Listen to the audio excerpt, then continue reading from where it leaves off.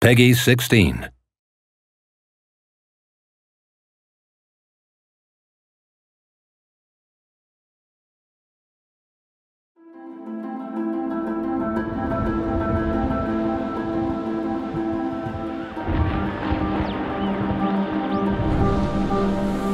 When I first heard about the idea of developing a game with such important and so many water locations, it did cause a little bit of panic, to be honest, because these things are traditionally very hard to do in real-time CG.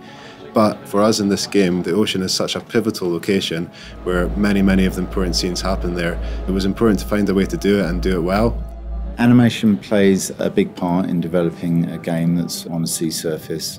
Obviously, we have the sea simulation. We have a boat that needs to react and behave in a believable manner on that surface. And then we have the characters that also need to react.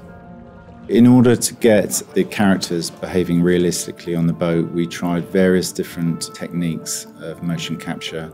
We had performances completed on a movable floor, and that simulated the rocking behavior of the boat.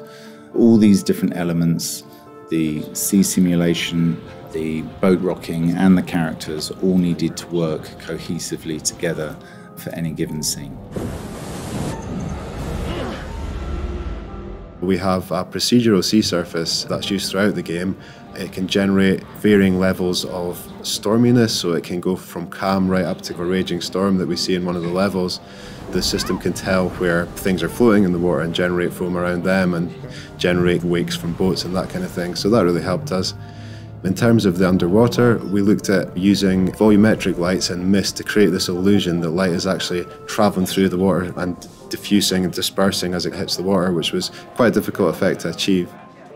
To capture the audio for the dive boat, we rented a small fishing boat, a similar size to the dive boat in the game. We went out with a multi-track recorder, some microphones, and positioned them in all the different angles that you need to capture the various sounds the boat makes, from the motor, the water sloshing against the hull, and the wind in the rigging. We got lucky actually on the day we went out recording. As soon as we left the safety of the harbour, a squall blew up and the waves got pretty choppy, which was great for the storm in the game. We got plenty of good source material, with the boat lurching and rocking about and creaking and groaning.